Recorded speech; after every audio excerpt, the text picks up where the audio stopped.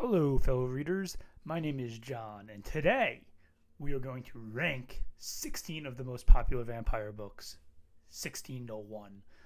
Now, for October, I did a vampire month where I just read 15 of the most popular vampire books across multiple genres and subgenres.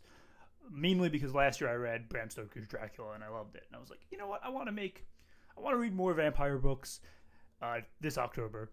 And I want to maybe make a vampire ranking video. So that's exactly what we're doing. And what better day to do it than on Halloween? With that being said, I will list the books that I'm going to talk about down below. And keep in mind there will be spoilers when I am talking about these. They're just going to be mini reviews because if I did all 16 books, like major reviews for all 16 books, this video would go like over an hour. Anyway, let's get started with book number 16. This is my least favorite of the vampire books, and the only book I gave 1 star to, which in my rating system means I hated my time here. That would be The Buffalo Hunter Hunter by Stephen Graham Jones. Now, this is a popular horror novel that, has real Native American history influences as well. My main problem with this book is it couldn't decide what genre I wanted it to be. At times it was like a history book, at times it was a horror novel. And I think history and horror can go really well together, but I think in this case they sort of bounced off each other. It just didn't have the right blend for me.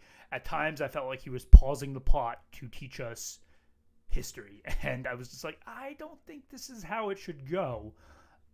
Now, there are plenty of historical fantasies that I love and historical horrors that I like. I mean, you look at Guy Gavriel Kay and something like Lions of Alversán, which combines really good Spanish history with fantasy, and I thought he blended those together really well. But when it's not blended together well, I do find that to be very jarring, and I know others have found that Stephen Graham Jones did blend together the horror and the history elements really well. For me, they just didn't. Like it felt like a lot like he was pausing the narrative multiple different times to teach us history, which I didn't love. I also didn't love the voices in this book. They just spoke very old-fashioned, and I understand why he was doing it because, yeah, he wanted that Native American language to come across and how they spoke back in the 1700s, 1800s, I should say.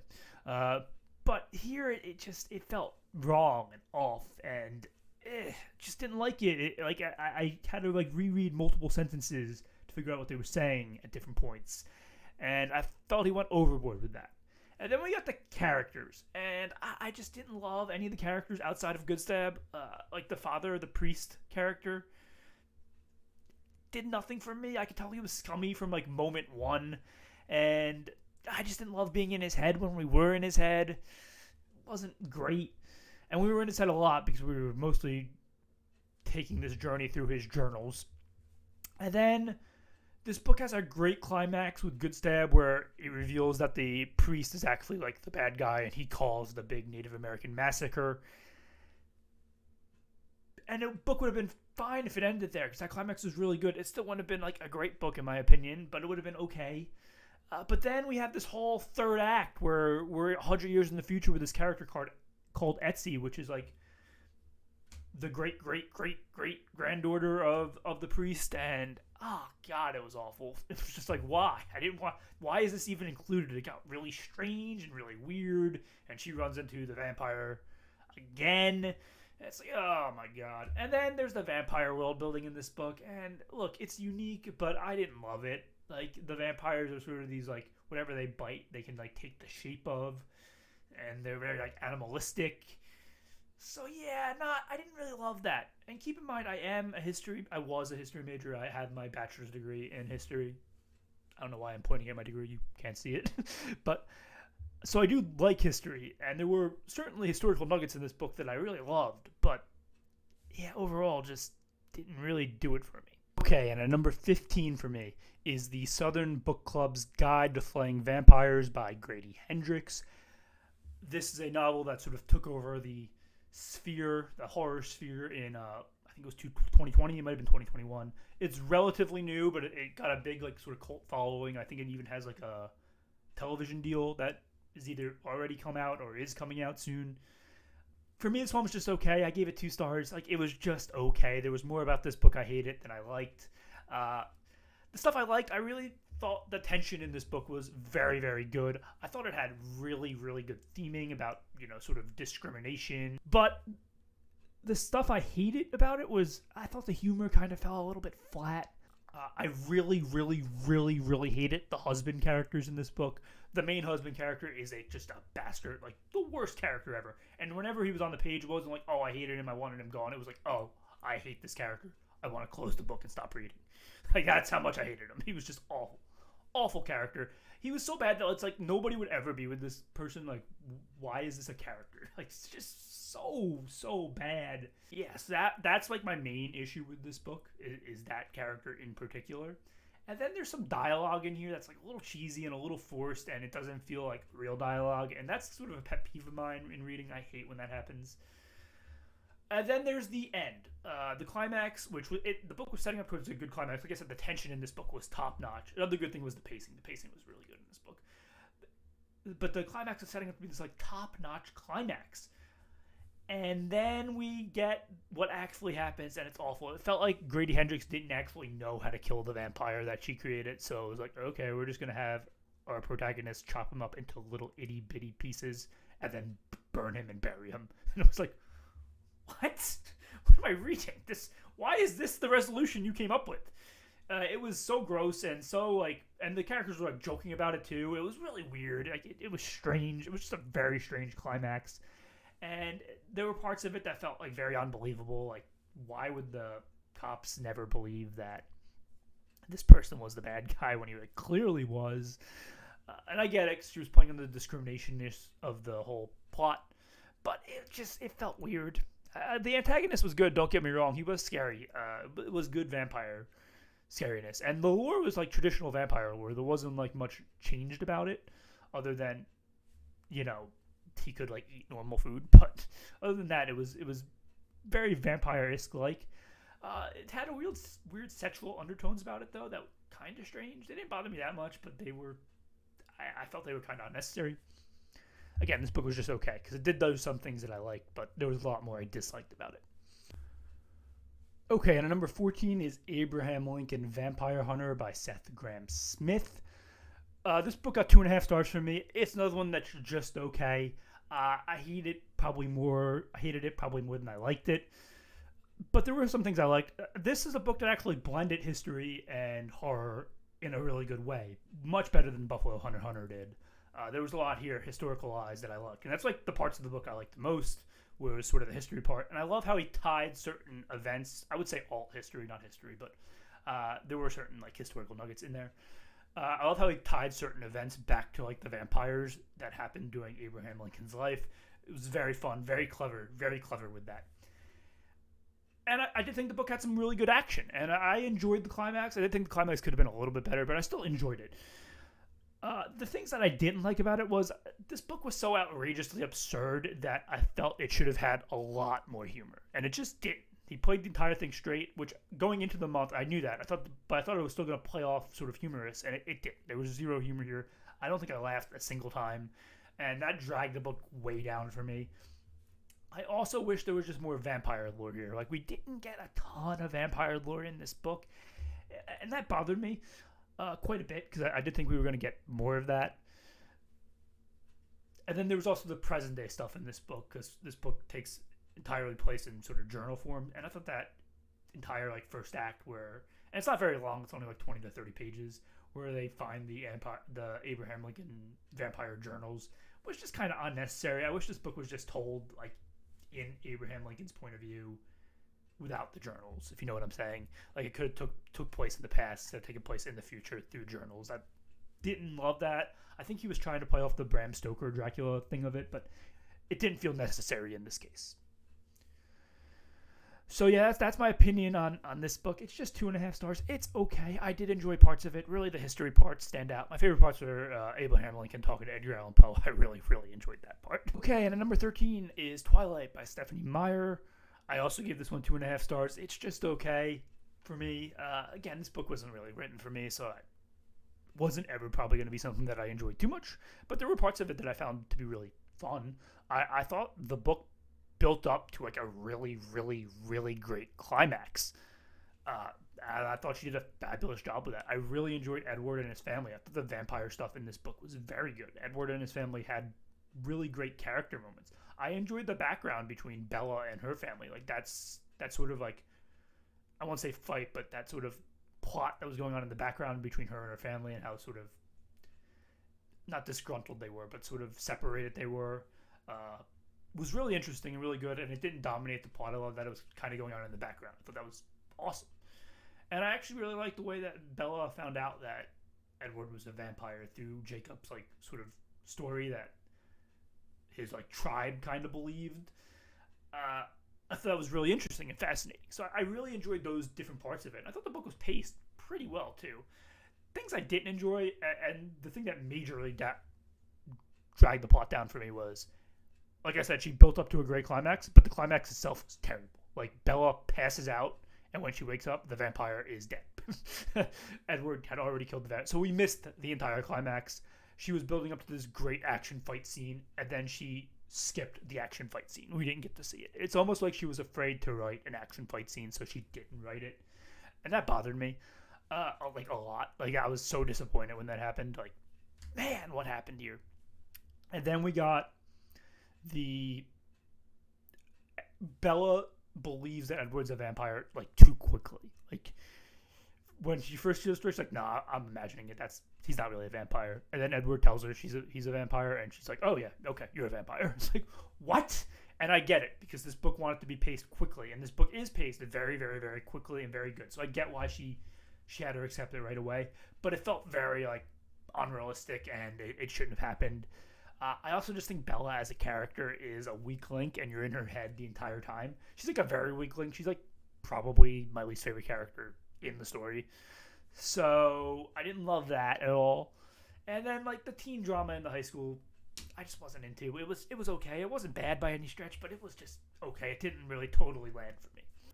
Okay, next up at number 12 is Serwa, Boateng's Guide to Vampire Slaying by Roseanne A. Brown. This is a Rick Riordan Presents book, so it's published under his imprint of his publisher. And yeah, it reads very much like a Rick Riordan book. I liked it. I gave it 3 stars. I think it's a good book. It's not any better than just good for me, but I think it is a good book. Now, the things that I wasn't expecting going into this book, I thought it was going to be a horror book. It's not. It's a pure fantasy. Think Percy Jackson. It's very, very much in the same vein as Percy Jackson, like style fantasy, where this kid is a vampire slayer. She's part of this magical group of vampire slayers. And yeah, what's worse than vampire slaying? Being stuck in middle school. And she is stuck in middle school. You get sort of like middle school drama going on, but there is a vampire. And there's all sorts of magic and really, really cool world building. I really admired the world building about this. This book is based on sort of Ghana/West African mythology, which I thought was really cool because I don't know much about West African myths. So I enjoyed learning about some just from reading this book. That was very fun. I thought the character work here was very, good for a middle grade book. This is a middle grade book, so keep that in mind. It's a children's book, and it reads like one. It has a ton of very, very funny humor in it, which I really enjoyed. The pacing is quick. There's quick beats. The chapter titles are very good and very funny. Yeah, there's just a lot to like about this book, but it doesn't like peak super high. And if you're looking for a horror book, you're not. This isn't it. It's a straight up fantasy with like a lot of world building and a lot of magic. And the book ends on a cliffhanger. This is there's 3 books in this series with a 4th one coming out. Like I said, I really liked the world building in here. It was very, very good. What I didn't so much enjoy, besides for it not being a horror novel, which I thought it was, because that's sort of a me thing, I didn't enjoy the vampires. They were bugs. And I don't know if that's sort of the West African mythology going on here, but yeah, the vampires were bugs. They were just straight bugs. They didn't even have a human form. Like their main form was a bug, and if they bit you, they could like take your body basically and use it as like a host. So yeah, that was interesting, but I didn't love the bugginess of the vampires. Again, they didn't even really feel like vampires to me. I think this book sort of false advertised it. Like these things were not vampires. Yeah, they drank blood, but they weren't vampires, they were bugs. So that was kind of weird. Had some good action, quick beats, some really good world building. There was a lot to like about this book. It's a 3-star book. It's good. Okay, at number 11, and this is going to be an upset for a lot of people here. Number 11 is Empire of the Vampire. by J. Kristoff. I only gave this book 3 stars. Like I said, 3 stars in my rating system is a good book. I think this book is good. It does a lot of stuff I really liked. I loved the world building here. I really, really loved the world building. I loved the mythology. I loved some of the character work here. But there was a lot here that didn't land for me, and it partially is because of the pacing. I think this book is paced very poorly. I did not like the pacing in this book at all. I don't know why J. Kristoff decided to do, like, time jumps here. Like, we'd be talking about how our main character, Gabriel, became a Silver Saint, which is the group of half vampires that hunt vampires. So it's like he became a Silver Saint, and he was training to be, like, a Slayer or a vampire hunter. So that was interesting. I was like, oh, yeah, there's a lot of good stuff here. And then we would jump into the future, and we'd learn about how his quest for the Grail, which is like this child, we find out it's this child that has the ability to end the endless night. And it's like, okay, but that's like way in the future. What about him training? And then we'd go back in time again to him training. And this book's separated into 6 parts, and we get like 2 parts here with the training, and then 2 parts, 1 part with the hunting, and then another part with the training, and then another part with the hunting. And it's like, why did we do it this way? Why couldn't we just do it linearly? I think if this book was linearly paced, it would have been a lot better. And then you got the overarching thing in the background. This book is told through like sort of an interview, because our main character Gabriel is in jail, and he's talking to like the person who wants a history lesson from sort of like Interview with the Vampire, except that book doesn't take place in a jail, but that sort of seems to be the inspiration for it. And the overarching part of that was pretty interesting. I just would have liked if we ended up with us like in the jail towards the end. But yeah, you know, those are my main problems with this book, and it weighed on me a lot. I found myself like dragging through pages on this book, and it was just like, you don't want to be doing that, because you know that doesn't lead to like good things. Like, you're not enjoying your time if you're doing that. And like I said, I don't think the parts were very well balanced, because there were like parts of the training arc that were really great, and then there were other parts of the training book that were just not. And there were parts for the hunt for the Grail that were like really, really great, and there were other parts that were not. So it was like different parts hit for me and other parts didn't. But like I said, there was a lot here that was perfect. Like the world building. The world building here is great. I think the overarching plot of here is really good. I thought the twists at the end with DR being revealed as the Grail is just really good. And then his sister being revealed as like still alive and a vampire. Very fascinating. Yeah, so there was a lot here I liked. 3 stars. It's a good book. Okay, number 10 is Interview with a Vampire by Anne Rice. I gave this book 3 stars. I think it's a good book. I don't think it's better than a good book, though. I heard the second book ratchets things up. There was stuff here that I really liked. I really, really loved the climax. The climax of this book was shocking to me. I did not expect Claudia to die. Yeah, just such a great climax. But there were parts in the French, in the second part, which takes place in France, that I was just like, I don't really care about any of these vampires other than the main 3. The main 3 were interesting, but the rest were just not, and there were a lot of the rest. I was like, I don't care about this. So there were parts of the second part of the book that really, really dragged for me until the climax, because I thought the climax was fantastic. And then the beginning with Lestat, I thought that part started off really, really strong, but I think it went on just a tiny, tiny bit too long, because it would just felt unrealistic. It's like, well, why doesn't our main character just leave Lestat? It's like, can you leave Lestat? Nah, I'm not going to leave. I'm leaving you, Lestat. Then he doesn't leave. I'm leaving you, Lestat, and then he doesn't leave. I'm leaving you, Lestat, and then he doesn't leave. And he finally leaves after tragedy strikes, and it's just like, oh, come on. Like, he should have just left much earlier. Like, why didn't he leave much, much earlier? It doesn't make any sense. So, yeah, there were parts of this book I really liked, and I loved the overarching way it was written as, like, a vampire being interviewed. I thought that was very clever, and I thought it ended in a very cool way. So yeah, I like this book a lot, and it's a classic vampire book. Like, you read it, it's horror, it's very horror, and very good in that sort of genre. Like, you can tell it's a classic when you picked it up. Very easy to read. The prose is quite good. Yeah, can't recommend it enough. If you like vampire books, you should read it. It is good. For me, it just didn't land probably as much as it landed for other people.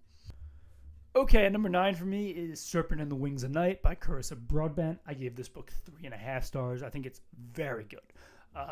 There's just a lot here I liked. I love that sort of the competition aspect of it, the tournament aspect of it. It was very Hunger Games-esque. It worked really well. I loved the world building here. I thought the world building here was very cool.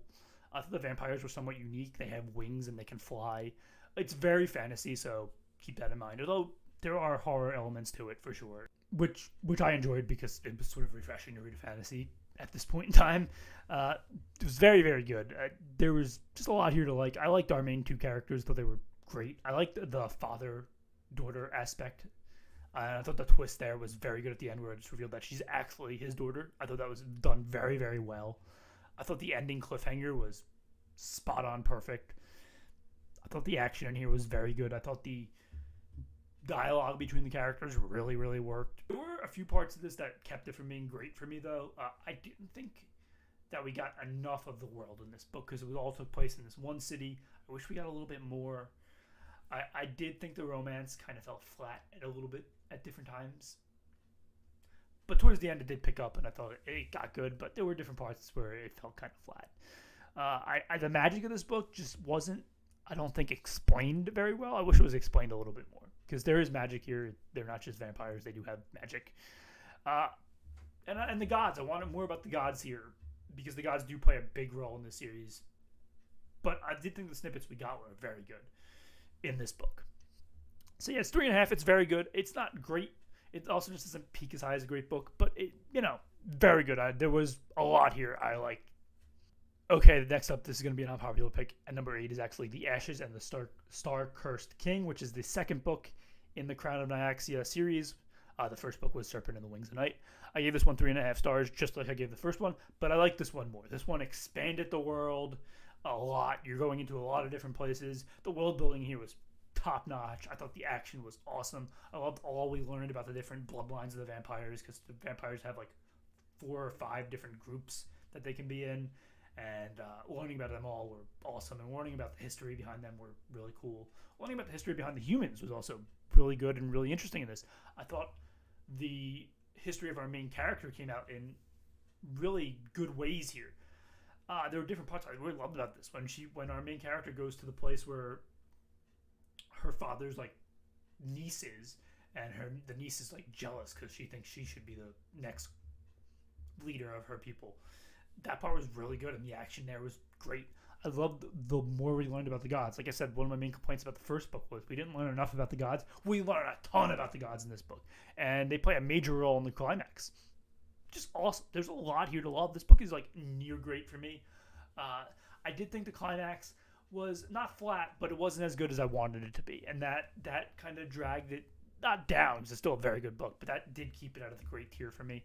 But still, it's like a near great. I loved a lot of this book, and this book does wrap up our main two characters' story, but it also leaves it like not on a cliffhanger, but like there's going to be more in the future, because the series is comprised of different duologies, but they're all going to come together at some point.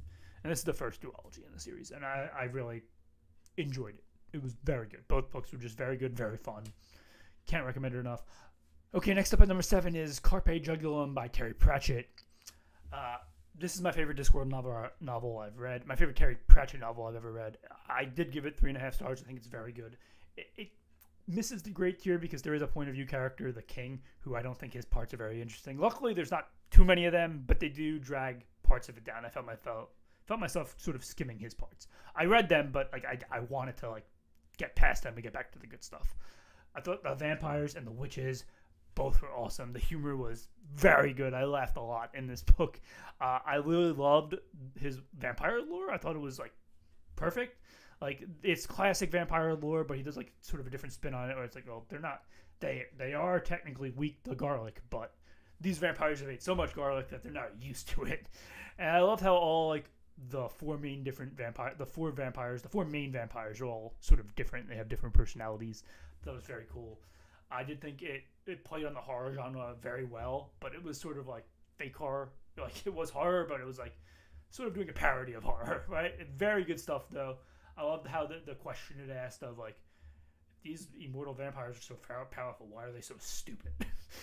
And yeah, it was very good. And of course the witches were top notch. Granny Weatherwax, she delivered. First time I ever read a story that she was in, and yeah, I loved it. Very good stuff. Okay, number 6, we got Carmilla by Sheridan Fanu. This is the original vampire book. It's a novella. It was published way before Dracula, the mid-1800s. Dracula took obviously a lot of inspiration from it. This book's very short, very paced very well, has top-notch horror, and think Dr. Jekyll and Mr. Hyde. It has that sort of twist at the end. It's just like a classic twist, and it works really well. You're going to see it coming from a mile away, but doesn't take anything away from it. This book's great. I gave it 4 stars. I really love this book. I love all 3 of our main characters, both the vampire girl, our main girl protagonist, and her father. I thought all 3 of them really worked. I thought the world building here was really good. I thought just the character-wise was great. I thought the horror and the tension was like sort of top-notch. I thought the mystery behind it all was very good. I thought it setting up early vampire lore that Bram Stoker was able to build on really worked. But even on its own, like, it was perfect and creepy and just very good stuff. So I can't recommend this enough. It's short. You can read it in a couple hours. Honestly, everybody, if you're into vampires, you should read it. It's just very quick read, very good. Okay, and now we're into our top 5. And at number 5, we got a new release, came out this year. Bury Our Bones in the Midnight Soil by V.E. Schwab. Yeah, this book has Invisible Life of Addie LaRue vibes. It hits that like sort of way she wrote that story exactly. Not like, plot point wise, but just like theming and style and sort of vibes. This book follows 3 different vampires from 3 different time periods, and you figure out how all their stories connect. Yeah, it's really great. Now, my problem with Invisible Life of Addie LaRue was the ending. That book was a 4-star book until the end, and then the end was so bad that it got like 2 stars from me. Like, I hated that end so much. The end soured the book for me. It's very rare that an ending can sour a book, but I thought she didn't nail the end at all in that book. It felt very Stockholm Syndrome-y. I do think the end of this book is the weakest part of the book. I didn't love the end, but I didn't hate it either. I liked it. It didn't drag the book down for me. It still got 4 stars for me. Maybe this book could have been a 4.5-star book with a better end, but this book's still 4 stars. I still really like the end. I still really like the book, I should say. Yeah, and I thought all 3 characters had interesting stories that I was fascinated and attached to. I thought they connected in a lot of different ways. I did think our main, like the first point of view character, I think her name's Maria. I can't exactly remember if it's Maria. I thought her story was the most interesting, but I didn't love how when she became a vampire, she became like evil. Like, it didn't really make much sense for me. Like, she was called Sabine because the person who bit her was called Sabine, but she bit her to save her, and then Marie murders her. Sort of accidentally, and then she takes the name of Sabine and becomes sort of like evil, and it's sort of like implied that she's like Sabine, but Sabine wasn't evil, so I didn't totally understand that part. But don't get me wrong, her as like this evil sort of vampire that just wants love was interesting, and it did work. So I'm not complaining about it. It still really worked. My favorite of the 3 stories was Marie, but I did think Lottie's story was the one I was most invested in the end, and I really liked the way that played out. And our character in the future was the one I was least invested in, but I did think that story also worked, and it made for a good way to connect all 3 vampires. So yeah, I can't talk this book up enough. V. Schwab writes in a way that's just very easy to read and very like digestible, and like sort of makes you like want to keep turning the page, if that makes sense. I don't understand what it is about her writing, but every time I'm reading it, even if I am not like enjoying the plot, I still want to turn the page every time, because it's just the way she writes is just very sort of addicting, I would say. And she writes great theming and great messaging, and that is the case again in this book. Okay, number 4 is Salem's Lot by Stephen King. This is his second published novel. It's sort of his take on Bram Stoker's Dracula. It's a very creepy, very horror novel. It works very well. This book got 4 stars for me. It's great. Great. I love our main characters, this writer that goes back to this town to write a new book after like tragedy struck his family. And yeah, he just discovers this town now has an ancient evil in it, and it's living in the old house that he saw when he was a kid that he was terrified of. And that house is turning different children into vampires, and those children are turning adults into vampires. And very, very interesting. There's so many creepy parts of this book, like when the child knocks on the window, and when one of our characters goes into the basement where the main vampire is. Jump scares galore, but they're done in a very like good way. I thought our main vampire was like a very, very, very good antagonist. I loved our coalition that sort of teams up to stop the vampire, and it doesn't all just go right like you would expect. No, there's a lot of twists and turns where things go wrong and characters die. Wasn't afraid to kill off main characters. Yes, I really love that about this book, and the end was very satisfying, and it had a powerful theming where it spoke on the death of like small town America in the 70s, and very interesting stuff there. I really loved the vampire lore. It was classic vampire lore, like they couldn't come into the building unless you invite them. Just really good stuff there, and I loved how our main vampire had sort of a human sort of helping him along the way.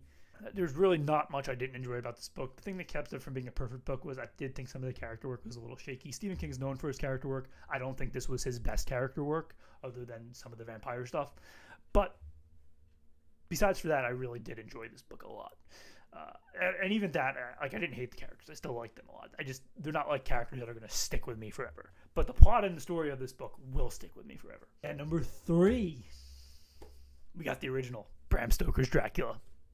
Yeah, I love this book. This is one of the best first acts I've ever written. When Jonathan Harker is stuck in Dracula's castle, that first act of this book is so freaking good. Like, it's amazing. The tension, the horror, the creepiness, the vibes.